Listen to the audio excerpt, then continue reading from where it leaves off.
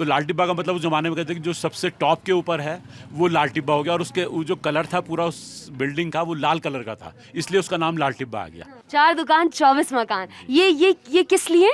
क्योंकि यहाँ पे लिटरली 24 मकान ही हैं यहाँ पे गवर्नमेंट रिकॉर्ड के अंदर, और उसके अलावा कुछ बना ही नहीं सकते। नमस्कार, मेरा नाम है दिव्यांशी और आप देख रहे हैं the Lallan top. The Lallan top Uttarakhand election coverage पर है, लेकिन साथ में हम तमाम ऐसी कल्चरल और हिस्टोरिकल चीज़ें भी कवर करते आ रहे हैं, जिससे आप लोगों को उन चीज़ों के बारे में उत्तराखंड बहुत ही खूबसूरत जगह है। और इस जगह जहां हम आज बैठे हुए हैं, लैंडौर इसको कहते हैं, लैंडौर कैंट इसको कहते हैं, ये एरिया है।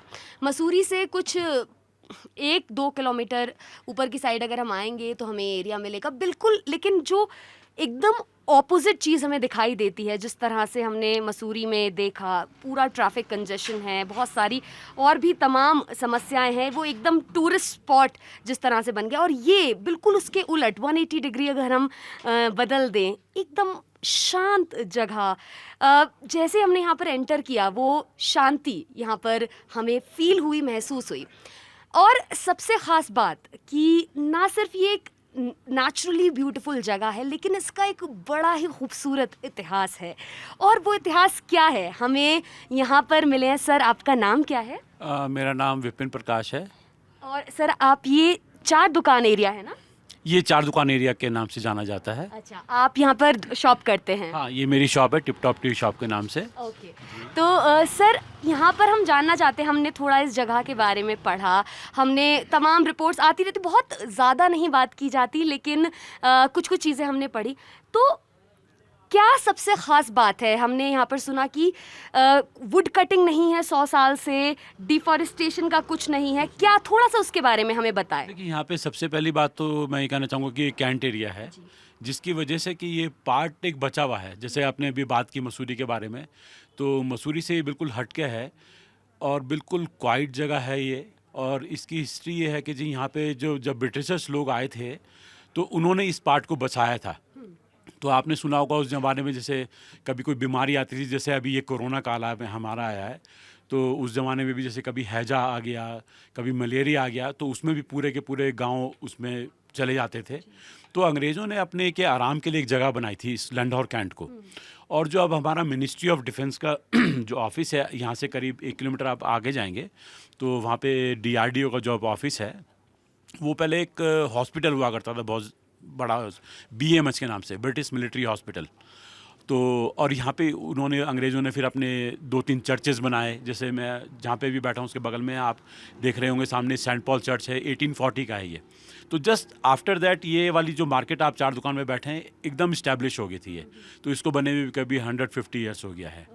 और एक इससे आगे आप जाएंगे तो वहाँ पे एक हमारा स्कूल है, लैंडौर लैंग्वेज स्कूल, बहुत पुराना है, वो भी करीब 200 साल पुराना स्कूल है और आज भी वो चल रहा है वैसे का वैसे ही। सबसे बड़ी बात है लैंडौर, क्या स्पेशलिटी है उस स्कूल की स्पेशलिटी है जी कि वहाँ से पूरा वर्ल्ड फेम के ऊपर फेमस है वो।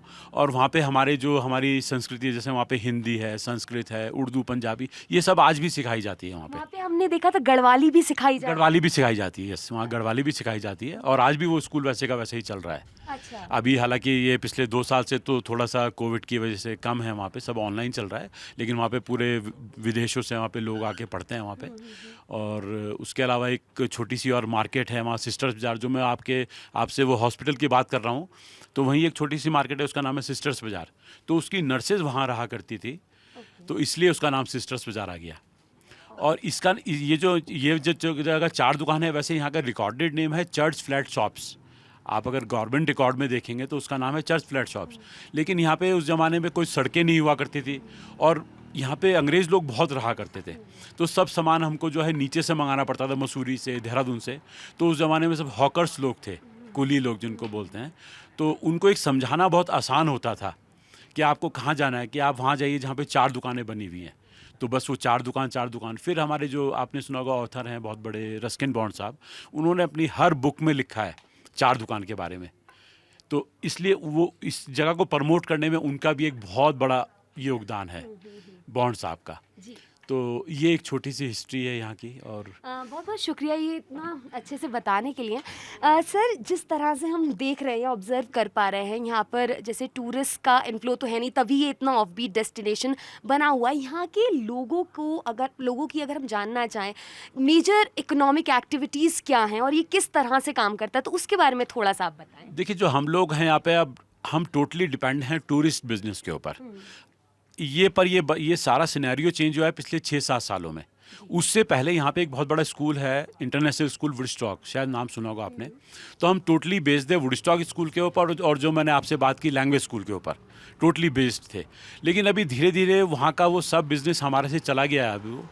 अब यहाँ पे हम लोग जो हैं, ये एरिया भी टोटली टूरिस्ट बेस के ऊपर बेस्ड है हम लोग। और टूरिस्ट भी ऐसा नहीं है कि जो टूरिस्ट भी काफ़ी आता है यहाँ पे। और मैं तो ये कहना चाहूँगा कि जो मसूरी टूरिस्ट जो आता है वो 4 दुकान ज़रूर आएगा ही आएगा। तो यहाँ पे ऐसा ये आप कहना थोड़ा सा गलत होगा कि जी टूरिस्ट मतलब वो इकोनॉमी हमारी क्या है। तो इकोनॉमी हमारी सारी टूरिस्ट बेस है, हमारी टूरिस्ट बेस्ड है। हाँ, मैं वही समझने की कोशिश कर रही थी। और दूसरी चीज़, लेकिन वो रहता है ना कि बिल्कुल स्टार्क डिफरेंस हमें देखा, वो कैसे होता है कि यहाँ पे देखिए, थोड़ा सा ये भी मैं कहना चाहूँगा कि यहाँ पे जो टूरिस्ट आता है थोड़ा सा मतलब वो मेरे को अच्छा भी नहीं लग रहा है कहने में, लेकिन यहाँ थोड़ा सा जो है अपग्रेड वाला जो है टूरिस्ट यहाँ पे जो है वो लोग आते हैं यहाँ पे, जो नेचर से प्यार करते हैं, जिनको नेचर के बारे में मालूम है, वो लोग यहाँ पे ज़्यादा आना पसंद करते हैं यहाँ पे। तो उस तरह के यहाँ पे 2-3 होटल्स भी हैं, ज़्यादा तो यहाँ पे नहीं है, पर 2-3 होटल्स भी हैं जो कि यहाँ पे आके वो रुकना पसंद करते हैं यहाँ पे। सर, एक और हमने यहाँ पे चीज़ पढ़ी थी, लाल टिब्बा है। लाल टिब्बा क्यों फेमस है यहाँ का? लाल टिब्बा भी इसलिए फेमस है जी, पहले जो अभी हमारा जो दूरदर्शन केंद्र है, हालांकि अभी गवर्नमेंट ने उसको बंद कर दिया, अब वहाँ पे आकाशवाणी खोल दिया है। तो वहाँ पे एक पुराना घर हुआ करता था, उसका नाम था लाल टिब्बा। तो लाल टिब्बा गवर्नमेंट ने, आई थिंक मेरे को जहाँ तक याद पड़ रहा है, जो हमारे फादर बताते थे, 1977 के आसपास वहाँ से शिफ्ट कर दिया था।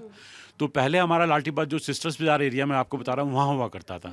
लेकिन उसको जब वहाँ पे एक बड़ी बाइनोकुलर थी, जापान से उस ज़माने में आई थी, बहुत पावरफुल थी, तो उसको शिफ्ट किया जब गवर्नमेंट ने, उसको रिजम्पशन कर लिया एरिया को, वहाँ दूरदर्शन बना दिया। तो उसके बाद उन्होंने इस जो लाल टिब्बा एरिया अब इस साइड में आ गया है, तो वहाँ शिफ्ट कर दिया, नाम उसका लाल टिब्बा ही रखा उन्होंने। तो लाल टिब्बा का मतलब उस ज़माने में कहते हैं कि जो सबसे टॉप के ऊपर है वो लाल टिब्बा हो गया, और उसके वो जो कलर था पूरा उस बिल्डिंग का वो लाल कलर का था, इसलिए उसका नाम लाल टिब्बा आ गया। तो वो भी एक बहुत फेमस जगह है। और यहाँ पे 2 सर्कल बनते हैं, उसको 8 बोलते हैं हम यहाँ पे। तो अगर आप 4 दुकान से बैठे हैं तो यहाँ से आप जब चलना शुरू करेंगे तो बहुत अच्छा, उधर कुछ बहुत पुराने घर भी आपको देखने के मिलेंगे। फिर एक यहाँ पे बहुत पुराना ग्रेवयार्ड भी है, कि जो मैं आपको ब्रिटिशर्स की बात कर रहा हूँ, सिमेट्री भी है यहाँ पे, वो भी 200 साल पुराना है, वो भी एक देखने वाली जगह है। और उसी को आप घूमते जाएंगे तो आप पूरा कवर करेंगे लैंग्वेज स्कूल तक, जो मैं बता रहा हूँ। फिर लैंग्वेज स्कूल से एक थोड़ा सा आप आगे चलेंगे तो वो सिस्टर बाजार एरिया आएगा। तो आप पूरा घूमते घूमते जाएंगे तो पूरा 8 बन के फिर आप यहाँ सेंट पॉल चर्च तक पहुँच जाएंगे। 8 बन के, ये बड़ी कमाल बात है। और भी यहाँ पर एक मैंने फॉरेस्ट रिजर्व है उसके बारे में भी सुना, तो उसके बारे में आप थोड़ा सा, आई डोंट एग्जैक्टली नो वो फॉरेस्ट रिजर्व है, जो पार्क है उसके बारे में आप थोड़ा सा बता सकते हैं? ये जो मेरे सामने पार्क है, नहीं सर, जहाँ पर हम लेपर्ड वगैरह भी देख सकते हैं, वो ऐसा कोई पार्क तो नहीं है यहाँ पे। लेकिन विंटर्स में यहाँ पे क्या होता है कि लेपर्ड्स ऊपर रोड साइड पे आ जाता है, लेपर्ड रोड साइड पे आ जाता है आराम से। पर आज तक कभी कोई हैपनिंग कुछ नहीं किया उसने, कहीं किसी पे अटैक कर दिया हो। पर मैंने भी 2-3 दफ़े तो मैंने अपनी सच में भी मैंने देखा रोड के ऊपर उसको। तो वो विंटर्स में ही अपने, जैसे कभी धूप आती है तो जंगलों में तो काफ़ी ठंड होती है, तो वो धूप से निकले कभी कभी ऊपर आ जाता है वो जी। और ये इस एरिया का एक और भी है यहाँ स्लोगन, उसको बोल सकते हैं आप, कि ये पूरा एरिया जो लंढौर एरिया कहलाता है, यहाँ पे है 4 दुकान 24 मकान के नाम से भी फेमस है ये। 4 दुकान 24 मकान, ये किस लिए? क्योंकि यहाँ पे लिटरली 24 मकान ही हैं यहाँ पे गवर्नमेंट रिकॉर्ड के अंदर, और उसके अलावा कुछ बना ही नहीं सकते यहाँ पे। यहाँ पे जैसे हम पीछे भी बात कर रहे थे, यहाँ पर कोई प्रॉपर्टी सेल नहीं हो सकती है। सेल हो सकती है, लेकिन उसमें गवर्नमेंट के बहुत सारे रिस्ट्रिक्शन हैं उसमें। क्या सेल परचेज के लिए भी आपको गवर्नमेंट से परमिशन लेनी पड़ेगी उसमें।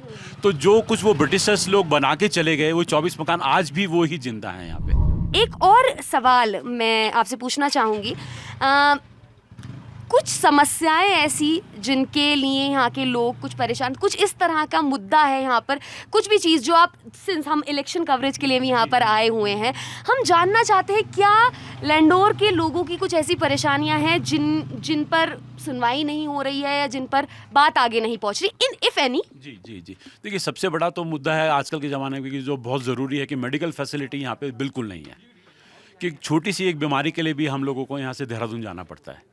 लेकिन यहाँ के सबसे नियरेस्ट हमारा मैक्स हॉस्पिटल खुल गया है, लेकिन उसमें दूसरा बात मैं ये कहना चाहूँगा कि मैक्स हॉस्पिटल जो है हर आदमी अफोर्ड नहीं कर सकता।